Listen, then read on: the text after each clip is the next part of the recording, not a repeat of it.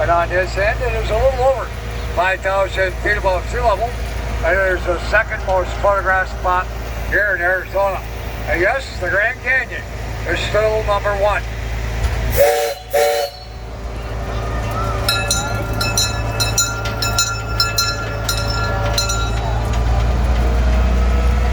Now, most geologists do agree that that mountain over there was created when a volcano began erupting around 25 million years ago. Now, today, Superstition Mountain and a mountain range is a federally protected wilderness area, and it covers approximately 250 square miles. Now, being designated a wilderness means no motorized vehicles, no mechanical or electronic equipment, and no prospecting or mining of any kind allowed within the wilderness boundaries. Now, coming up on both sides of the tracks, we have cactus growing. First, the tall ones, the giant saguaro. They only grow in the Sonoran Desert. They can live up to 250 years, and they are between 50 to 100 years old when they begin growing their first flowers. We also have prickly pears, a couple back there by the trees, several around that small saguaro, and a couple more in the middle. And we have cholla. Beside the tracks there, we got the staghorn. In the middle, buckhorn, and the tall ones coming up are chain fruit cholla, also called the jumping cactus. Now, I have you folks on the left side of the train here. If you like, go ahead and stand up, face to the right. We're going to have a lot of things I'll be talking about on the right side for a few minutes. And first, Golden flag and bog. We have the trees with the green bark, the Palo Verde, Spanish for pale green wood.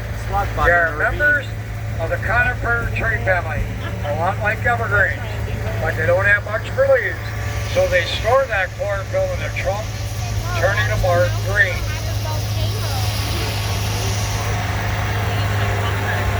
And right beside the tracks here, we have some mining equipment set up for you. Head crane, buck bucket, and a winch that you find on the main shaft of the mine. We also have the different size ore carts beside the head crane. The small gray one was used down inside the mines to get that ore to the main shaft and on that buck bucket. Larger ones were used to haul it away to some type of processing facility near the mining operations.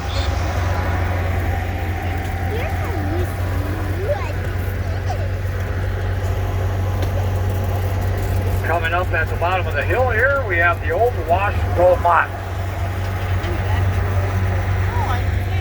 Been owned by the same family since 1983. A couple of years later, they did manage to get $500,000 in gold out of that large trench at the bottom of that hill.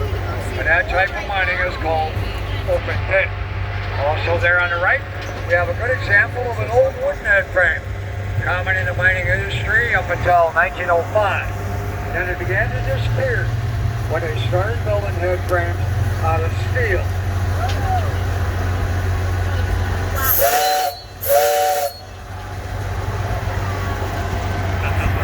Now looking off into the distance, north of Goldfield, 35 miles.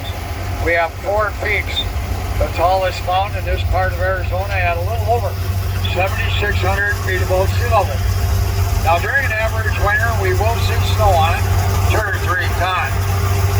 But the amazing feature about 4 peaks is up there on the southeast base. Up near the top between peaks number 3 and 4.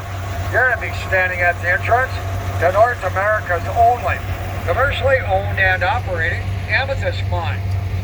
And it does produce some of the finest in the world today. There are a couple of shops back there in Goldfield that carry 4 Peaks amethyst. If you'd like to check it out before you leave town today.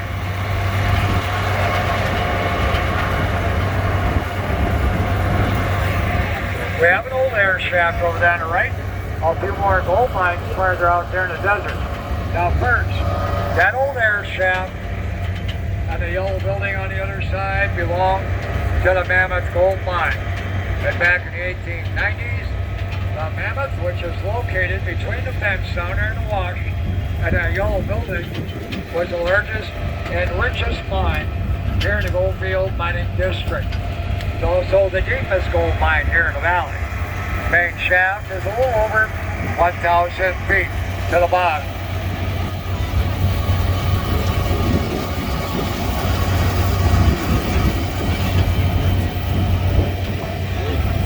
They began discovering those other gold mines out there during the 1880s.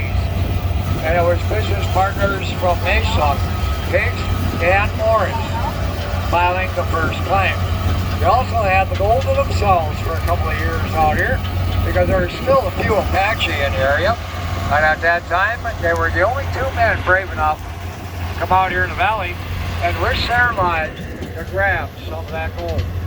Now it's very early 1890s. It was finally safe enough so other folks could come out hoping to discover their own gold mine. And there were a few hoping they'd be the one to discover the legendary Lost Dutchman gold mine and make a fortune. Now at that time, one mining company was set up out here digging that gold out of the ground. Before I continue with the brief history of gold mining that occurred 127 years ago, get those cameras and look out the left side of the train over there to the east. We're going to have some good views of Goldfield Ghost Town with the legendary Superstition Mountain in the background coming up. Folks on the right, go ahead, stand up, turn around, check out that view.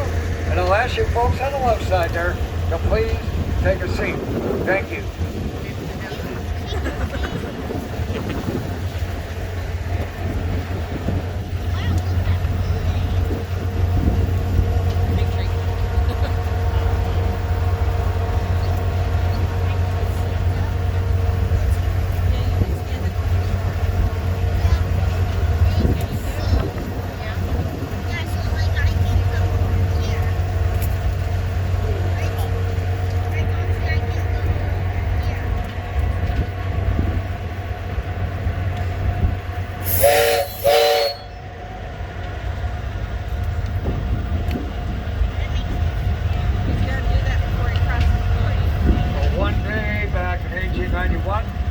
When the Higgs was out here hunting, got a couple of 100 yards back upstream, in the vicinity of the Mammoth gold mine sitting back there in the walk.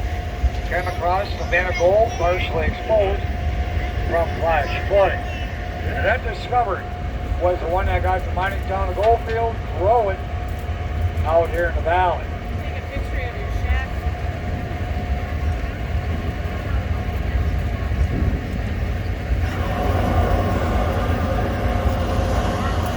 Just a couple of days after Higgs discovered that vein back there in the wash, a couple of the local newspaper headlines stated that they found the Lost Dutchman gold mine. They just discovered a very large, very rich body of gold ore in the Goldfield mining district just west of Superstition Mountain. And the folks started moving out here from Phoenix and Mesa. And it didn't take very long for the population of Goldfield to exceed them to town. Now it's 1893, the mining town established their charter and became incorporated.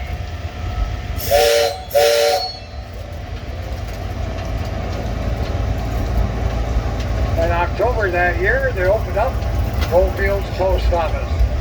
Now it's just a couple of years later, during the peak of the gold mining out here in 1895, Goldfield had over 30 businesses and over 40 buildings in it.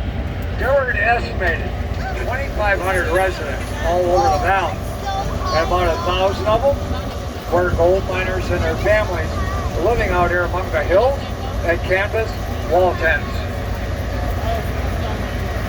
There were a dozen gold mines operating out here then, and only a couple of them, the Black Queen and the Mammoth, were large enough and significant enough back then that we are still talking about them today.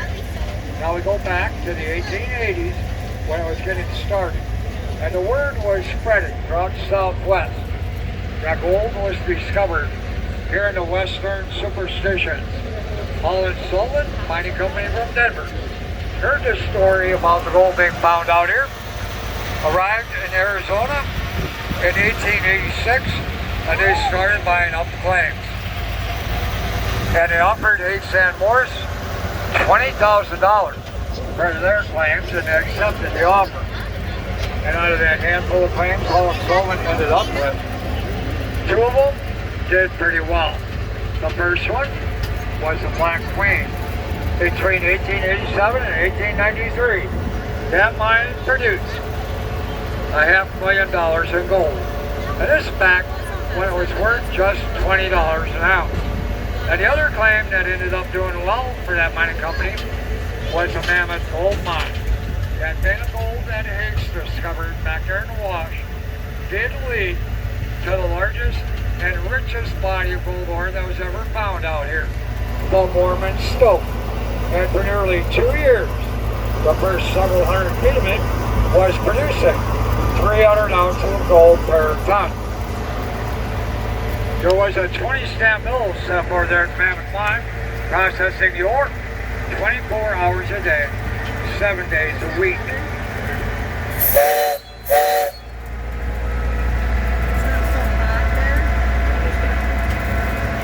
Now between 1891 and 1897, the total gold production out of the Mammoth Mine was 64,000 ounces, and at $20 an ounce.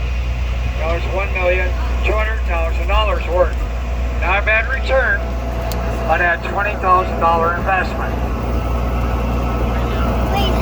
Now all of the other gold mines out here in the valley under different ownership produced $3 million during that same time period.